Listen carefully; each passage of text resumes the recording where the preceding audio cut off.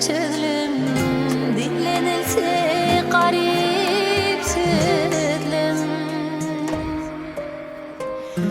Görklüdür kutsuli gördüm Kara kaşları yay içinde Yamana del yaşayarsın il görünür erde barsın Dinlenilgen sözlü tarsın coşkunlu derya içinde Coşkunlu derya içinde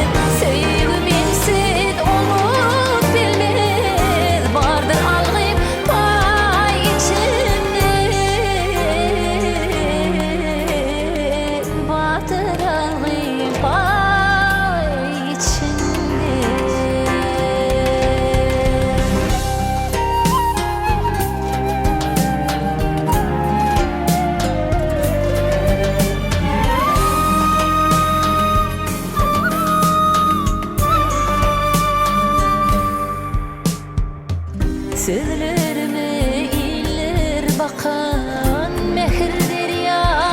olup akan Canımdadır atan vatan bir bilim bir can içinde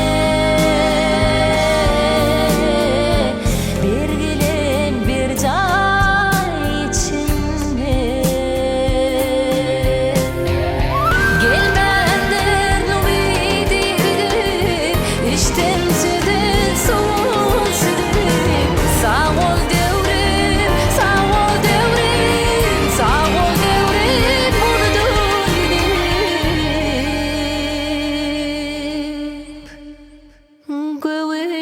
Tira